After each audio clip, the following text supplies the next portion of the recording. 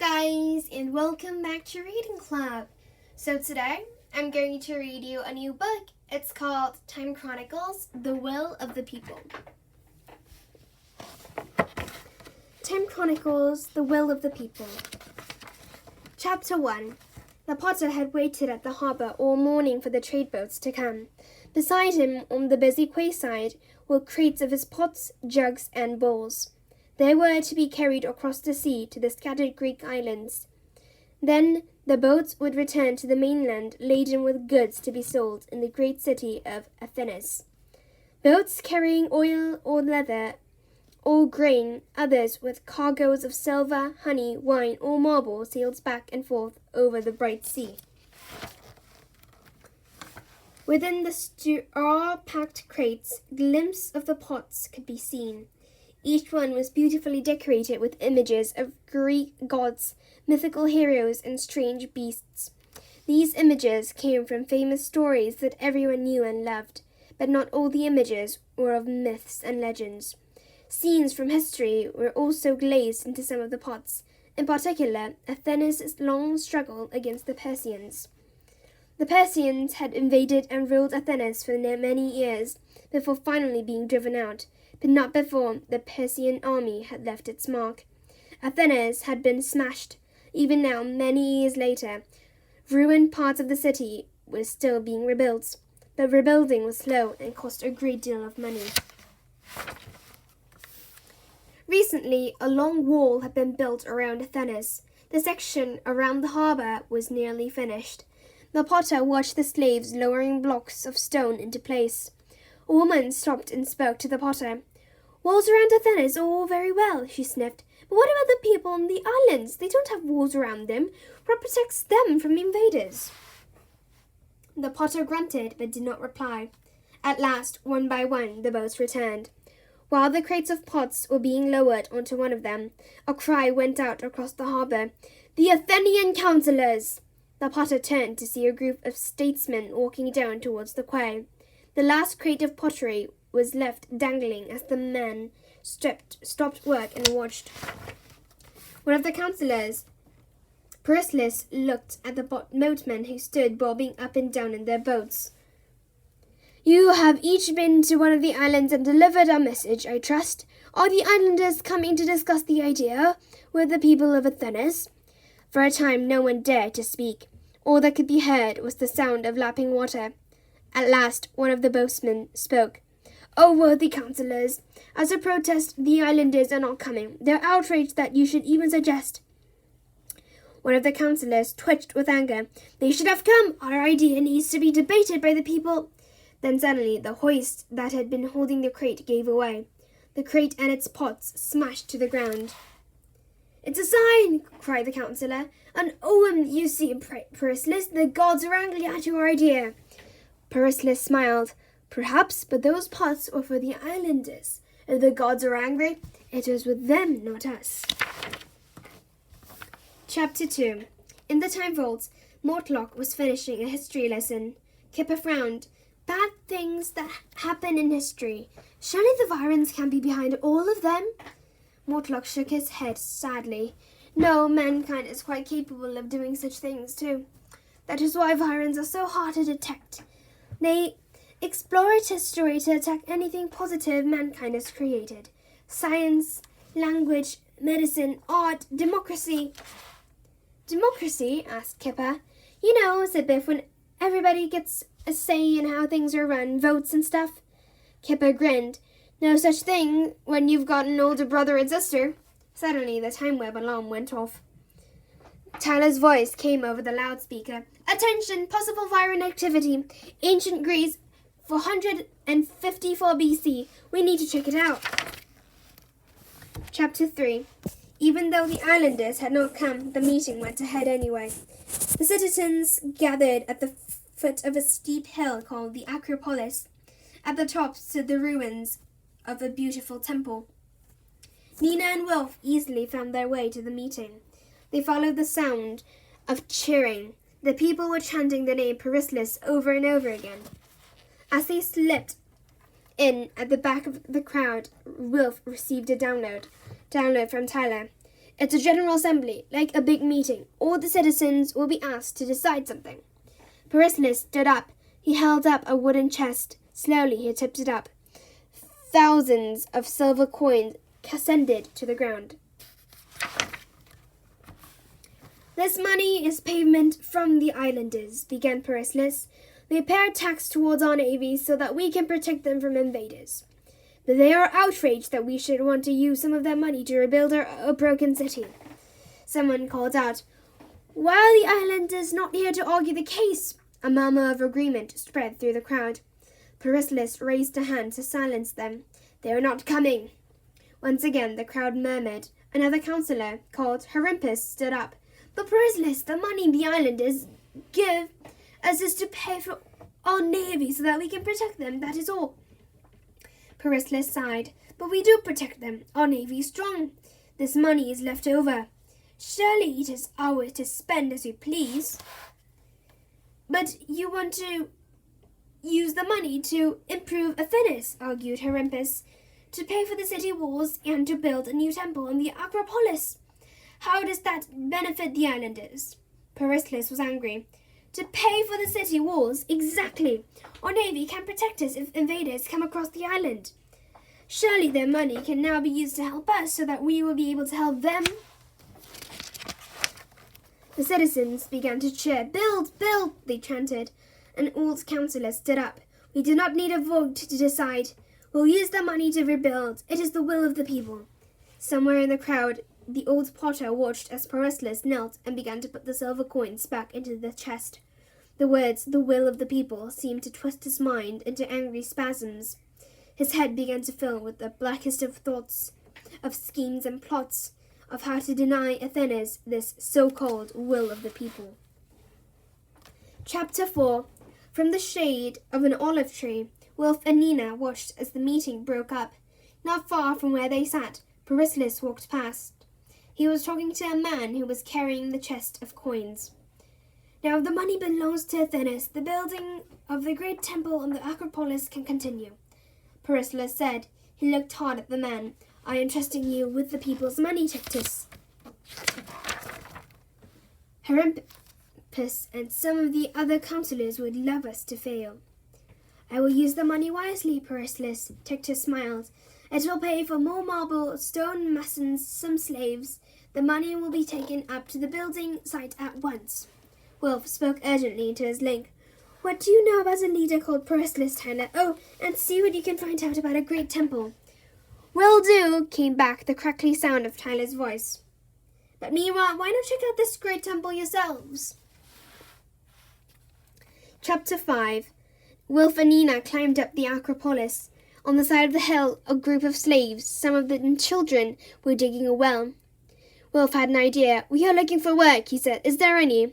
We are strong and willing to work hard." The overseer in charge scratched his beard.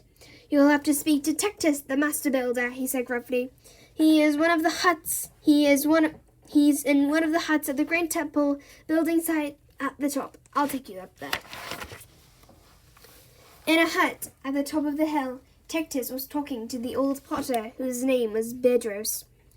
He took some coins from the chest to pay Bedros for some work he had done.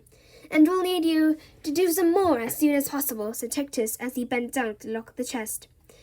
Bedros' mind filled with darkness. Without thinking, he picked up a heavy mallet and stepped silently towards the crouching figure of Tectus. His hand tensed. One more step and... Suddenly, there was a bang on the door of the hut. "Who is it?" called Tectus. But at the door was the overseer. As if in a daze, Bedros pushed past him into the bright sunshine. Tectus shuddered. "It's suddenly cold, gloomy," he muttered. He shook his head and looked at the overseer. "What? Two strong-looking children asking for work," the overseer said. "Can we afford to take on more labor?" Tectus glanced at the chest. "We can afford as many workers as you can get." Chapter 6. Work on the temple was hard. It began at daybreak. Nina and Wilf had to pull heavy blocks of marble up the slope on sledges. It was back-breaking work, and the overseer would shout at them if they paused to rest. "Another of your great ideas, Wilf," groaned Nina. Work stopped as the light last light of the day faded beyond the horizon. The slaves ate quickly with Tectus and the overseers. Everyone slept soundly on the ground under the stars. The night throbbed to the sound of countless chirping insects. No one stirred. Bedros sat at his workshop staring into the flame of an oil lamp.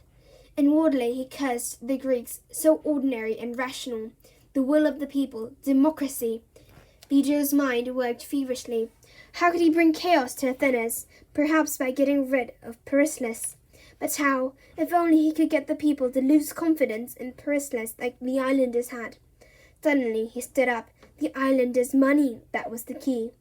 That was the way to bring about chaos and downfall. Silently he slipped into the night. A golden sun rose to reveal a scene of panic. A terrible cry had woken Biff and Nina. It was Tectus. He was standing by his hut. The wooden door had been forced open. As people ran to him, Tectus sank to the ground and wept. "The money," he gasped. "The chest! The islanders' money! Pericles trusted me with it. The building fund. It's all gone. It's been stolen. All gone." Chapter 7. The next day, Tectus stood in front of the citizens as they gathered for an urgent meeting.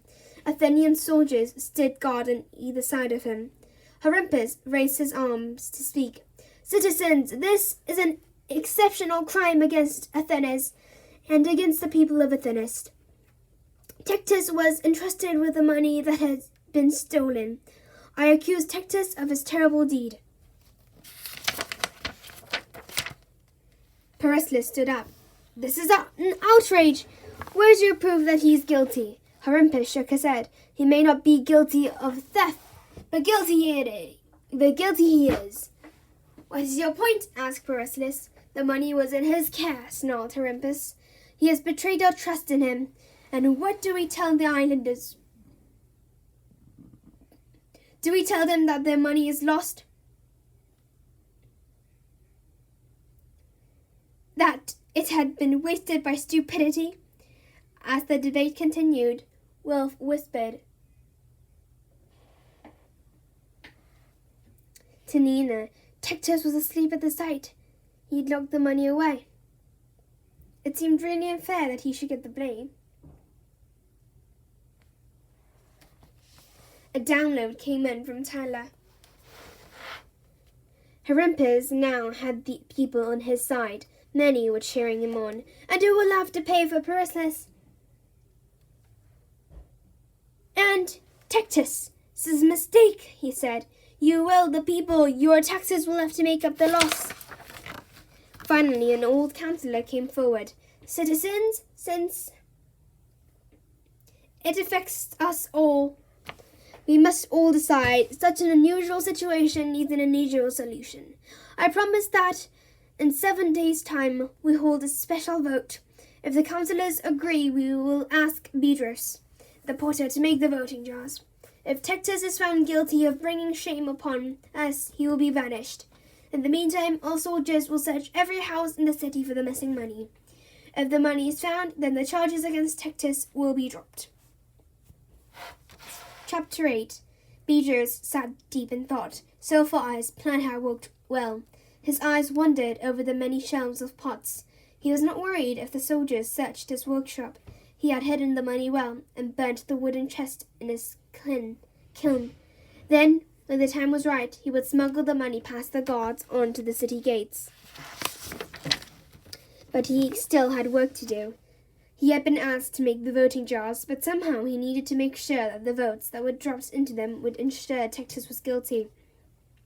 That way, Pericles was certain to fall from power. But how could he be sure that the vote went against Tectus? His eye settled upon the crates of shattered pottery that had been broken at the harbour. Suddenly he had it. His hand reached for a needle-sharp blade. He knew exactly what he was going to do. Chapter 9. Despite the week-long search, the money was not found, and so the day of the vote finally came. As the people gathered, Bedros arrived with 3 large clay jars. "They must be really heavy," said Wilf. "Look!" With great difficulty, Bedros struggled to unload the jars from his cart. "Each of you knows what you have to do," shouted the old councillor. Find yourself a piece of broken pottery. Then scratch the word guilty on it or not guilty if you think Tectus should go free. Cast your vote into one of these jars. You have until sunset. Finally, dusk fell on Athenes. The citizens had cast their votes, and the time had come to count them. Everyone gathered to hear the result of the vote. Flaming torches lit the faces of the councillors as they called for quiet. We have the result. The citizens of Athens find Tectus guilty. He must be banished. He has brought shame upon us all. He will be sent from the city at dawn. It is the will of the people. That night, everyone in Athens slept well. Justice had been done. Only Tectus remained awake in his prison cell, hoping for a miracle. Chapter 10. Nina woke from a restless sleep. She could hear strange noises in the still night air. She nudged Wolf awake, and they crept down the hill towards the sound. A shadowy figure was tipping something down the well. Wolf took out his up trap, but Nina held his arm. "Wait," she hissed. "We have to be sure. He may not be a viron." Eventually, the figure finished his task and faded into the darkness. "Quickly, get a torch, Wolf," urged Nina. "We need to see what was thrown down there." With Wolf holding a flaming torch above the well, Nina climbed down. At the bottom, she stood shin-deep in water. "What can you see?" Wolf hissed. "Loads of broken pottery. It looks like they are from the boat." Nina studied pieces after piece, but something was not right. Some of the pieces had said not guilty, but most of them had the chilling word guilty scratched on them. "Quickly, Wolf, pull me up," said Nina. "I think I've worked it out." Kneeling in the dirt, Nina laid out some bits of pottery she had brought up from the well. Look at the design on each piece, she said. Wolf looked closely. Broken images of Greek gods, mythical heroes, and strange beasts flickered by the light of his torch. "I don't see," he mumbled. "It looks like all these pieces come from pots made by the same potter. There are hundreds more like that down in the well, and I bet every single one of those has the word guilty scraped on them," Nina explained. Wolf fitted some pieces together. "Look, these bits even come from this very same pot," he said. "How likely is that everyone in Athens all used pieces of pot that came from the same potter?" "And look at the word guilty," added Nina. "It's the same handwriting on all of them. Someone had added all these pieces to make sure Tectus was found guilty." "So the vote was rigged," said Wolf. "I bet it was that potter who was asked to make the voting jars. Remember when he brought the jars? He struggled to move them. I bet all these pieces were already in the jars. And I bet if we find him, we'll find the stolen money," added Nina. She opened her link. "Taylor, quickly, can you find any records of potters who lived in Athens?" Chapter 11. Bedros worked quickly, loading his pots onto a cart. His plan was working. With Tectus banished and his money missing, the people would surely turn against Pericles. Athens would be in chaos. All he had to do now was to smuggle the money out of Athens.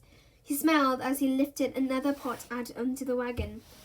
The money's hiding place was so cunning that getting past the guards and the city gates would be easy. Suddenly, Bedros sniffed the air, sensing someone was near. From the dark streets, two children appeared. Nina and Wolf stopped in their tracks. They hadn't expected to come across the potter so easily. Something about the two children made Bedros' skin crinkle uncomfortably.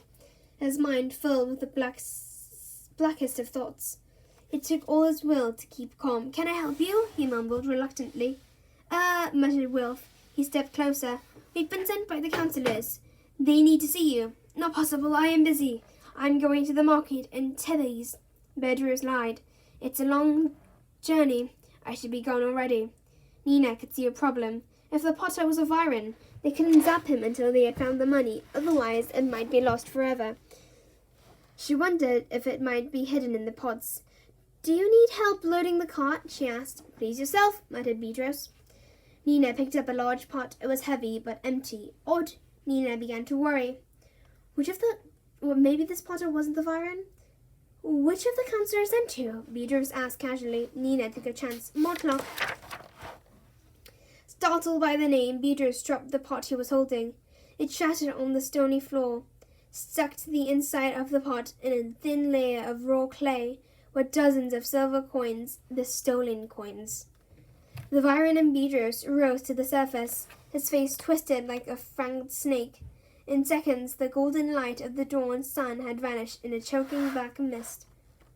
The viron lurched towards them, but Wilf was too quick. His zap trap zoomed like an angry wasp through the darkness. In a flash of light and crackling sparks, the viron was blasted. The zap trap snapped shut. "Job done," smiled Wilf as he picked it up. Nina smashed open some more pots. Each one was lined with coins. "It's a good job the viron dropped that pot, or we might have never found the money." "I guess you could say it was pot luck," smirked Wilf. So that's the end of this book. I hope you enjoyed my readings of it, and if you did, please click many likes and subscribe Reading Club. I'll come back later with a new and improved channel. Bye everybody, see you later!